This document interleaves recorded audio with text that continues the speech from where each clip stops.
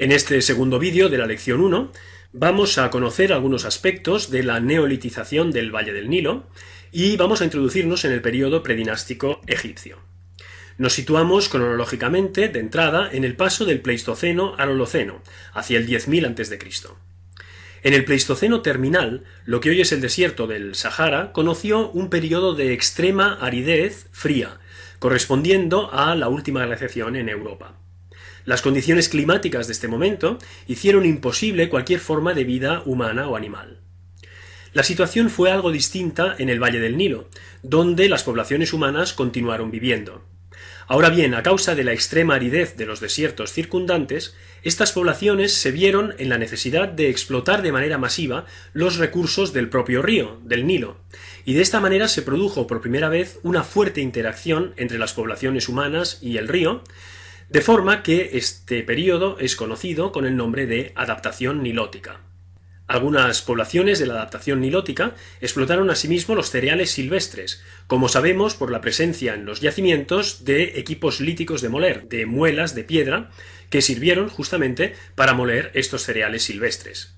No estamos todavía ante sociedades agrarias, pero esto indica que las cosas empiezan a cambiar en la prehistoria terminal del Valle del Nilo.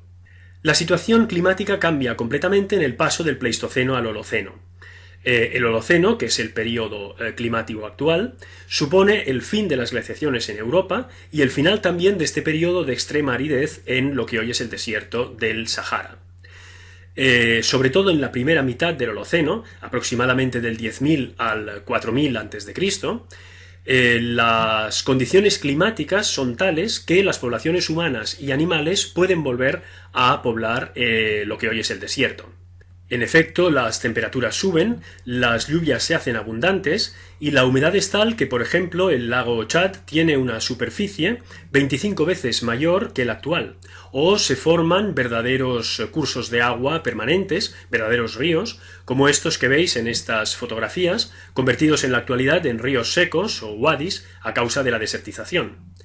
En efecto, a partir del 4000 a.C., empieza el lento e inexorable proceso de desertización que conduce a la situación actual del Sahara.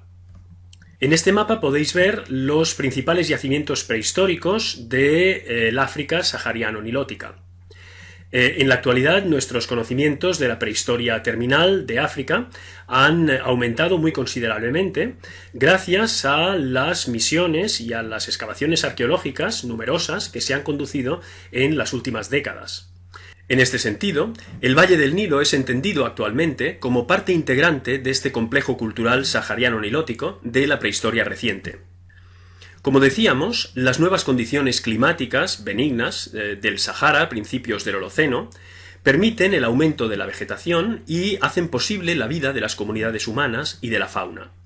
Las poblaciones humanas se instalan principalmente en los altiplanos y en las montañas, y pronto, a partir del 8000 a.C., empiezan a practicar el arte rupestre, que se convierte en un auténtico espejo de la realidad ambiental y cultural de estas regiones en este momento. En los primeros milenios se representan principalmente grandes animales salvajes, pero a partir del 6000 a.C. aproximadamente empiezan a representarse también bóvidos y ovicápridos domésticos, coincidiendo con el proceso de neolitización de estas regiones, como veremos a continuación. En el mapa de la derecha podéis ver la distribución del arte rupestre del norte de África. En verde tenemos las zonas con grabados y en amarillo las zonas en las que además hay también pinturas. Como se puede apreciar, la provincia más oriental de este arte rupestre se halla en el Valle del Nilo, concretamente en el sur del Alto Egipto y en el norte de Nubia. Entre los animales salvajes representados tenemos, por ejemplo, el cocodrilo o jirafas y elefantes, animales todos que necesitan de abundante vegetación y de abundante agua para vivir, de manera que estos grabados se convierten en un testimonio indirecto de las condiciones ambientales del momento. A partir del 6000 a.C., como decíamos, empiezan a representarse también animales domésticos, como este ovino, probablemente atrapado en una trampa, que veis a la izquierda, y este bóvido doméstico que veis a la derecha. Si os interesa el tema del arte rupestre del Sahara, podéis consultar este enlace recomendado. Concentrémonos ahora en el proceso de neolitización. ¿Qué significa neolitización? Significa el paso de una economía de subsistencia a una economía de producción. Las comunidades humanas dejan de ser cazadoras-recolectoras y pasan a ser productoras de alimentos. El neolítico pleno se define por la práctica de la agricultura, especialmente de cereales y de hortalizas, y de la ganadería, sobre todo de bóvidos y de ovicápridos, ovejas y cabras, pero también de cerdos y de perros como animales de ayuda y de compañía. Y desde el punto de vista de la cultura material, por la presencia de la cerámica sobre todo, y también de la cestería y del tejido, aunque estos dos últimos son más difíciles de documentar porque raramente se conservan. Hasta hace unas décadas, el proceso de neolitización mejor conocido era el del Próximo Oriente Asiático, es decir, el de la región comprendida entre la franja sirio-palestina, el norte de Mesopotamia y los montes Zagros. En esta región, la neolitización empieza en el 9º milenio a.C., y supone primero la aparición de la agricultura, después de la ganadería y finalmente de la cerámica, en el 6º milenio a.C. El Próximo Oriente fue considerado como el foco primario de neolitización y sus ritmos de neolitización fueron considerados prácticamente como universales. Sin embargo, los estudios conducidos en las últimas décadas en los yacimientos del norte de África han revelado un proceso de neolitización igual de antiguo que el del Próximo Oriente, pero con ritmos completamente distintos. Aquí el primer marcador neolítico en aparecer fue la cerámica, a fines del 9º milenio. Se trata de una cerámica sin agricultura, y por tanto su función fue, sin duda, la de almacenamiento de productos de la recolección, tanto si se trata de frutos como de cereales silvestres. En un segundo momento, en el 6º milenio a.C., tuvo lugar la domesticación del buey, y un milenio más tarde la introducción de las ovejas y las cabras. Mientras que sabemos que el buey fue domesticado autóctonamente, porque se conoce el ancestro salvaje del buey doméstico en el norte de África, las ovejas y las cabras tuvieron que proceder del Próximo Oriente, por un proceso todavía no esclarecido, porque sus ancestros salvajes se conocen para esta última región, pero no para el norte de África. En cuanto a la agricultura, está mal documentada en los yacimientos del Sahara y debió ser un recurso secundario. Como decimos, pues, en el Sahara se documenta la cerámica utilitaria más antigua del mundo. En este mapa se recogen los principales yacimientos del 8º milenio a.C. en los que se documenta cerámica. Los más importantes son los de la zona de Lair, especialmente el yacimiento de Tagalagal, y los del área de la Cacus, especialmente los yacimientos de Tientorja. También muy importante es el yacimiento de Napta Playa, situado solo a 100 kilómetros al oeste de Abu Simbel, en el Valle del Nilo. Veamos ahora lo que sucede específicamente en el Valle del Nilo. A diferencia del Sahara y del Próximo Oriente, donde la neolitización es muy temprana, como hemos visto, empieza en el 9º milenio a.C., en el Valle del Nilo la neolitización es más bien tardía, y no se da hasta el 6º milenio a.C. Esto es debido, muy probablemente, a que en el Valle del Nilo el medio fue suficientemente abundante como para permitir a las comunidades humanas seguir viviendo de la caza, la pesca, la recolección y, en definitiva, la explotación de los recursos fluviales. Esto hacía innecesaria la economía de producción. A fines del 6º milenio, de todos modos, el neolítico llegó también a Egipto, y lo hizo por estímulos internos, autóctonos, y también por estímulos exteriores. En efecto, algunas de las plantas y de los animales domésticos de los neolíticos egipcios, por ejemplo, procedían del Próximo Oriente, como las ovejas, las cabras o el trigo. Asimismo, algunas tradiciones de talla lítica y de fabricación y decoración de la cerámica procedían más bien del desierto del Sahara. En Egipto se distinguen dos grandes áreas de civilización neolítica. El área A corresponde al norte del país, al delta occidental con el yacimiento de Merimda Beni Salama y al oasis del Fayum. Es algo más temprana, puesto que se fecha desde fines del 6º milenio a.C. El área B, en cambio, corresponde al sur del país, al Alto Egipto, y es algo más reciente, puesto que se fecha desde mediados del 5º milenio a.C. Estas dos áreas son profundamente distintas entre sí. Para empezar, los yacimientos del área A no constituyen en este momento una cultura unitaria. sino que son yacimientos independientes y presentan profundas diferencias culturales entre ellos. En cambio, los yacimientos del área B presentan una cultura material muy homogénea, de manera que constituyen una civilización unitaria. De ahí que se hable de la cultura badariense del Alto Egipto. Por otra parte, los yacimientos badarienses son ya eneolíticos, es decir, conocen el trabajo del metal por percusión, en concreto del cobre, cosa que no sucede con los yacimientos del norte. Finalmente, también la cultura funeraria es completamente distinta en las dos regiones. En el Alto Egipto, los enterramientos tienen lugar en necrópolis bien separadas de las zonas de hábitat y ubicadas en el desierto. Los cuerpos se entierran en fosas circulares, colocados en posición fetal, con la cabeza hacia el sur, mirando hacia occidente. El sur es la región de donde proceden las aguas fecundantes, fertilizadoras y por tanto revitalizadoras de la crecida del Nilo, y occidente es el reino de los muertos, como tendremos ocasión de ver.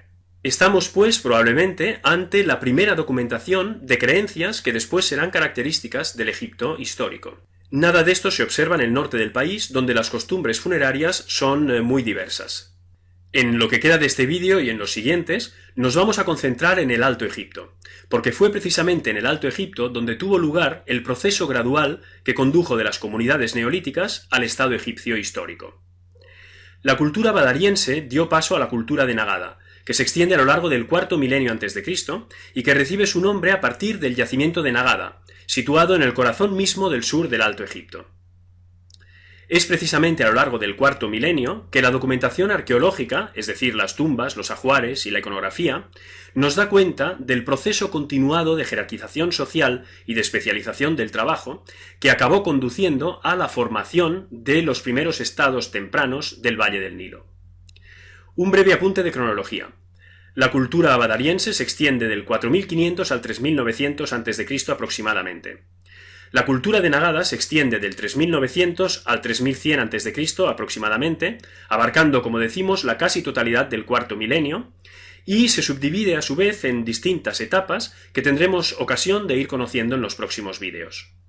Finalmente, en el 3100 a.C. aproximadamente, tuvo lugar la unificación de las dos tierras, hecho que supuso la constitución del Estado egipcio histórico.